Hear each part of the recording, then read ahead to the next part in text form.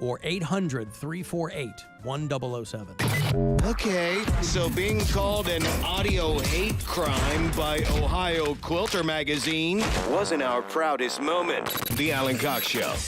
About 8 minutes from now, I will have more money for you in the form of $1,000. Courtesy of the Buzzard Bookie. We'll get to some hot celebrity gossip with Perez Bilton here in a minute.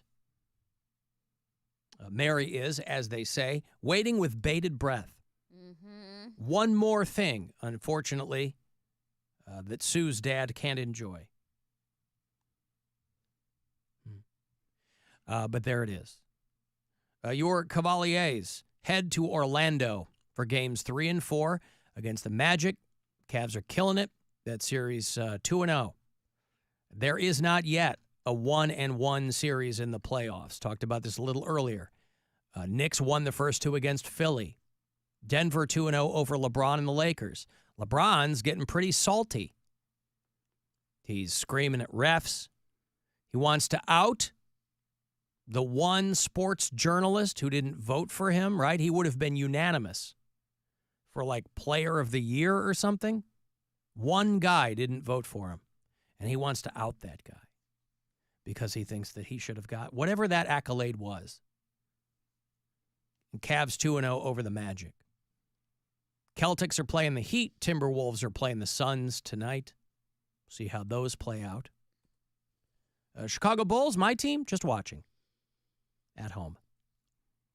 And then the Guardians will play tonight, ? 6:10. They're supposed to start up at Progressive Field against the Red Sox. First of 3. And then 6:10 tomorrow and 1:10 on Thursday afternoon. Call coming in on the after hours line, and we were talking about the Super Bowl earlier. How the Super Bowl got its name by Johnny from Kent. Lamar Hunt was the owner of the Kansas City Chiefs, where he saw his kids playing with a Super Ball. He said, "Hey, kids, what is that you're playing with?" And they said, "It's a Super Ball, Dad."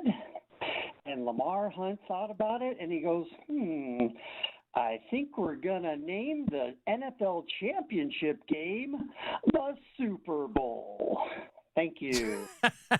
Wow, a little history lesson there. Appreciate it. I assume Lamar Hunt Sr., right? You got to go way back for Lamar Hunt. That was back when teams were moving and getting, Lamar Hunt was the guy who wanted to buy at the time, the Chicago Cardinals. And they would move to St. Louis, where they became, do you know, Mary? The Jazz. The St. Louis Jazz Cardinals. That's initially what they called them. I knew it. And then but the Kansas City Chiefs were also, the Chiefs used to be the, what were the Chiefs? Before they were in Kansas City, they were something. They were Dallas. Somebody started the Cowboys. Lamar Hunt moves the Dallas football team to Kansas City. They become the Chiefs. Trouble with that is they were never heard from again.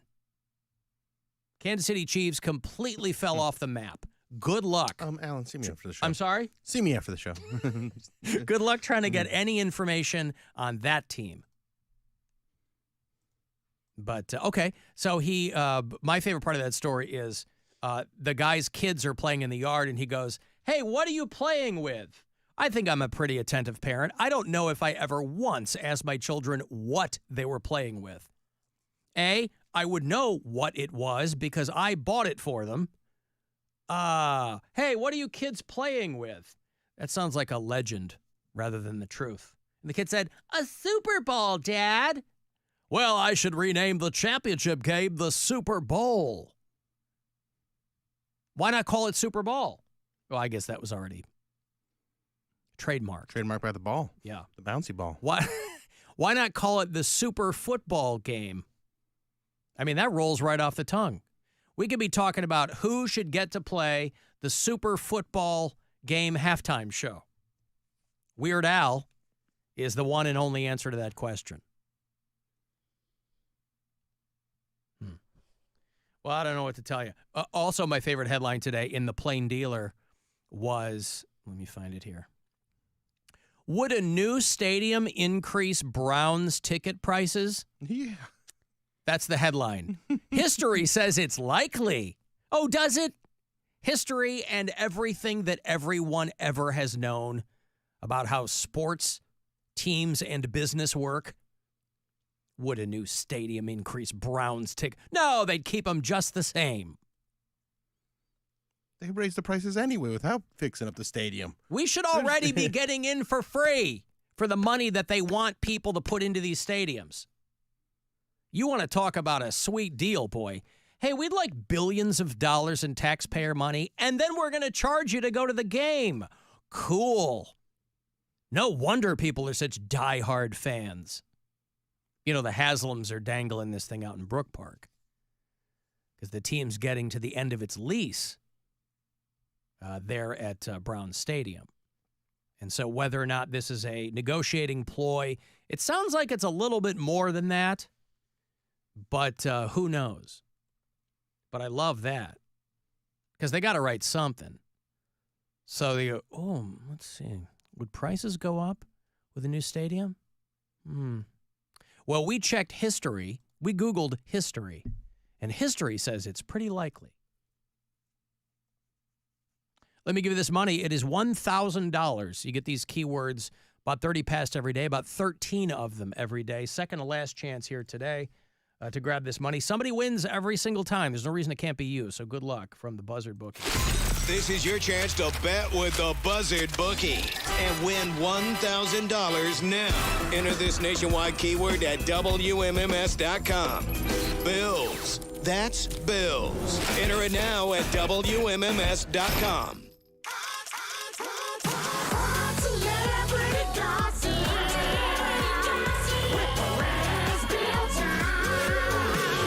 This is Hot Celebrity Gossip with Perez, Bilton. Ooh.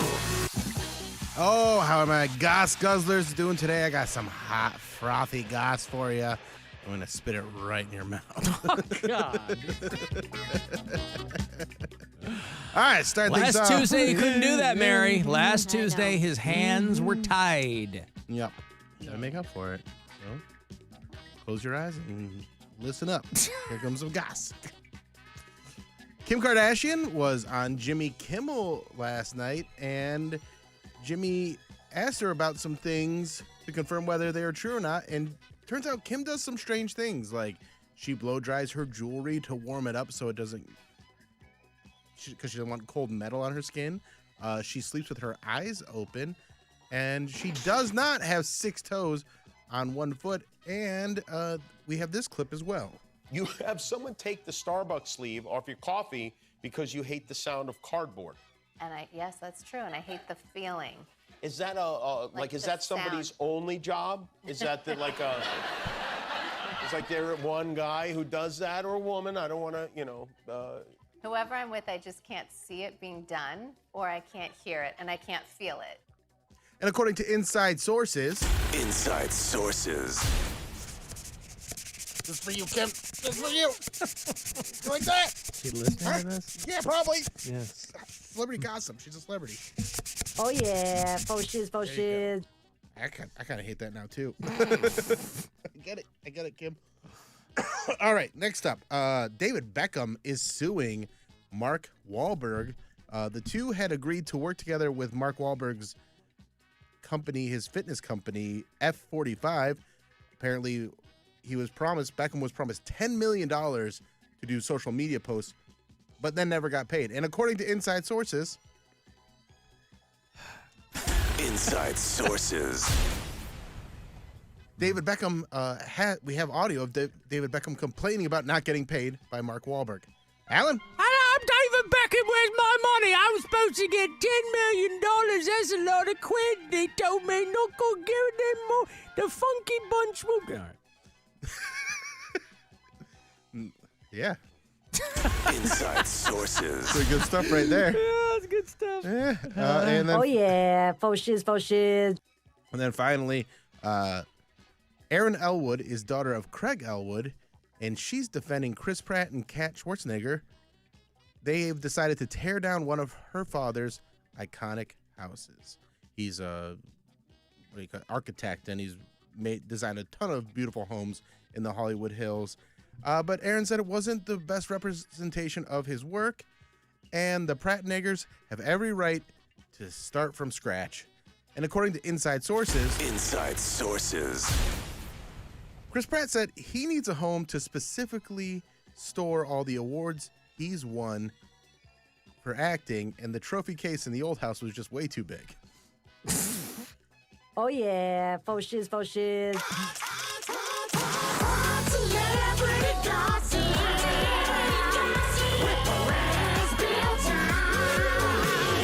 This is Hot Celebrity Gossip with Perez, Bilton. Ooh. I do want to qualify because I kind of hit my ear too. The portmanteau that Bill used, Pratt neggers is what he called them.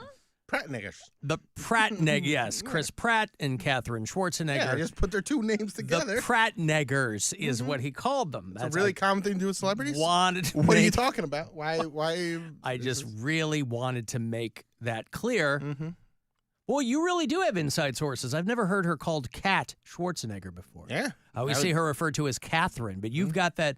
You've got those inside sources. Inside sources. Keep your ear to the ground on that stuff. Then, see, Chris Pratt, although in a lot of movies, it's not winning awards. Right. For the acting in those movies. Right. Say maybe a Kid's Choice Award from Nickelodeon every once in a while. Be a Blockbuster Award when those were a thing.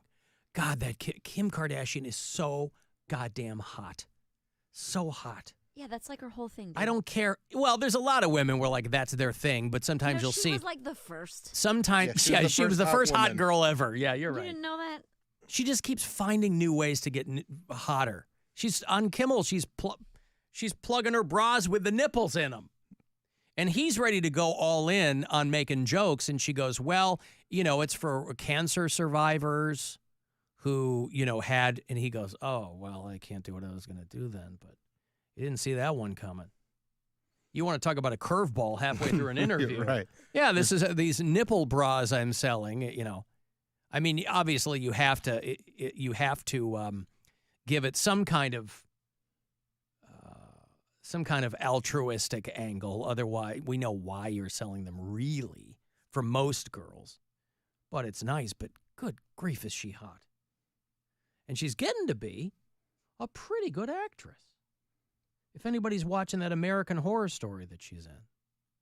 I know she was in the Tyler Perry AIDS movie too, right?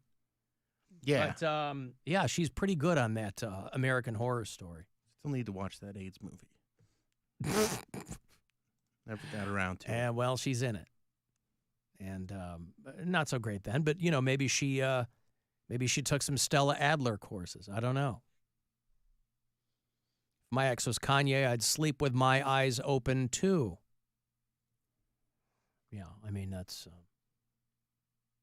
Our friend Leslie left a voicemail in the After Hours line as well. She was quite perturbed when we were talking about grilled cheeses. She was upset with me. People get so upset. People take food very personally. Mm-hmm. Hello, everyone. Alan, I am baffled by you to the point I want to place you in a jar and study you for whatever genetic malformations are responsible for the way that you eat. You do not like all of the tasty treats that bring most people joy, that make life worth living, like butters, creams, full bagels, dip sandwiches. But you've remarked in the past how you'll suck on toes during sexy time. You enjoy malort. You will take toes over butters and creams and cheeses. You're perplexed by us, but quite frankly, I am perplexed by you, Mr. Toe Sucker. Love you. Love me. Bye. Yeah. I don't know what's so perplexing. No calories in toes, homie. I don't know what's You're not doing it for the flavor. But I'm also not doing it. I don't care what other people do.